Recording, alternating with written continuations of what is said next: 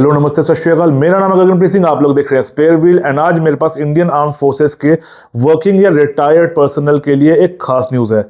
Recently headquarters of ministry of defence ने एक letter pass on करी है जिसका सब्जेक्ट है revised entitlement of four wheelers. यानी जिस गवर्नमेंट पॉलिसी के तहत इंडियन आर्म फोर्सेस के लोग फोर व्हीलर का बेनिफिट ले रहे थे, उस पॉलिसी के अंदर कुछ चेंजेस आए हैं and all the changes are good changes. And अगर आप भी इंडियन आर्म फोर्सेज में है तो ये वीडियो आपके लिए है, या फिर अगर आपके कोई जानने वाला इंडियन आर्म फोर्सेज में काम करता है, ये वीडियो उनके साथ शेयर कर सकते हैं। नाउ जो इंडियन आर्म फोर्सेज उसके अंदर तीन मेजर बॉडीज होती हैं, आर्मी, एयरफोर्स एंड नेवी।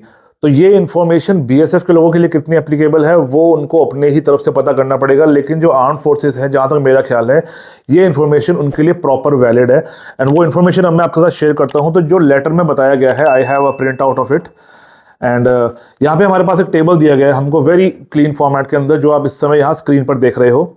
तो आप मेरे साथ साथ उसको देख सकते हो। सबसे पहली चीज़ तो जो पे बैंड 1 to 5 के अंदर के लोग आते हैं आर्मी वाले, रैंक्स का मुझे ज़्यादा आइडिया नहीं है, लेकिन आई फील लाइक जो इनिशियल रैंक्स होते हैं आर्मी के, वो लोग, उनके पास कार प्राइस 8 लाख तक की लिमिट है एक्सक्लूडिंग टैक्स। यानी अगर किसी गाड़ी का एक्स शोरूम प्राइस 8 लाख या उससे कम है तो वो उस गाड़ी को अवेल कर सकते हैं। एंड अगर ईवी वो लेना चाहते हैं तो 13 लाख रुपए तक की ईवी एक्सक्लूडिंग टैक्सेस वो अवेल कर सकते हैं स्कीम के तहत।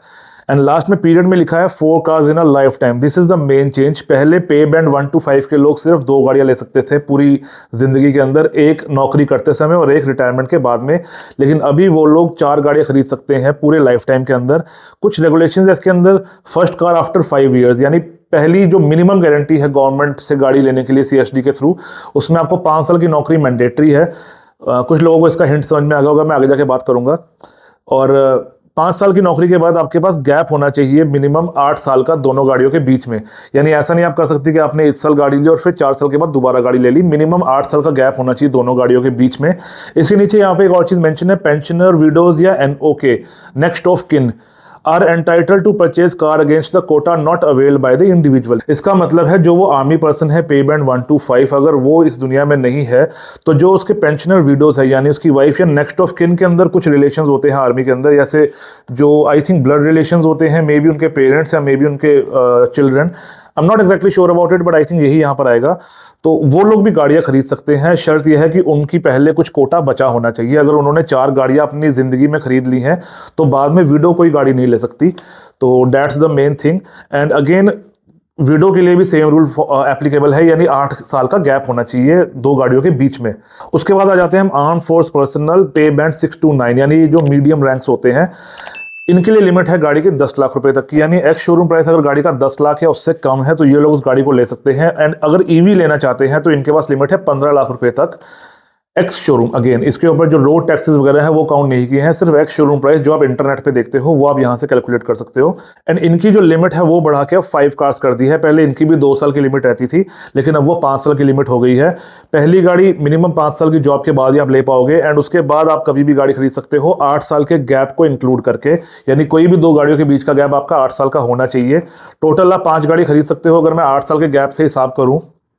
पहला 5 साल आप आर्मी के अंदर वर्किंग कर रहे हो, उसके बाद अगले 40 साल के अंदर आप अपनी इस चीज को पूरा कर सकते हो। जो लोग हर 8 साल में गाड़ी ले रहे हो उसके हिसाब से बता रहा हूं मैं आपको। इसके अलावा पेंशनर, विडोज या next of kin are entitle to purchase car against the quota same as before. यानी जो विडोज रहेंगी या जो नेक्स्ट ऑफ किन, यानी जो मेन खास रिलेशंस रहेंगे, जो फर्स्ट रिलेशंस होते हैं, मे बी पेरेंट्स या चिल्ड्रन, वो लोग भी इस कोटा को अवेल कर सकते हैं अगर मेन पर्सन ने गाड़ी नहीं खरीदी है तो। अगर उनका कोटा पेंडिंग है तो, अगर उनका कोटा 5 गाड़ियों का खत्म हो रखा है तो वो जो विडोज हैं या जो पेरेंट्स या बच्चे हैं वो गाड़ी को नहीं खरीद सकते। अगेन 8 साल का गैप यहाँ पर मैंडेटरी है। इसके बाद आ जाता है आर्म्ड फोर्सेस पर्सनल, पे बैंड 10 to 18, यानी जो हायर रैंक्स आ जाते हैं उसकी बात कर लेते हैं। तो 20 लाख तक की लिमिट है हमारे पास, और ईवी के अंदर 25 लाख की लिमिट है एक्स शोरूम प्राइस के ऊपर। एंड यहाँ पर जो आगे कार्स की लिमिट है, कोई लिमिट नहीं है, आप हर 8 साल के बाद कोई गाड़ी खरीद सकते हो। यहाँ मेंशन नहीं है कि these are unlimited cars, but I am assuming, क्योंकि लेटर में कुछ नहीं लिखा है तो प्रोबेबली कोई लिमिट नहीं है। आप हर 8 साल में कोई ना कोई गाड़ी खरीद सकते हो सीएसडी के थ्रू। एंड इसके बाद serving and retired civilian officers in pay band 11 to 18, I am not exactly sure what this means. लेकिन ये लोग भी 20 लाख से 20 लाख की रेगुलर गाड़ी इंजन वाली या ईवी 25 लाख तक की खरीद सकते हैं एक्सक्लूडिंग टैक्सेस। एंड इनके लिए भी सेम पॉलिसी है, हर 8 साल बाद ये लोग गाड़ी खरीद सकते हैं एंड इनके ऊपर भी गाड़ी की आई थिंक कोई लिमिट नहीं है।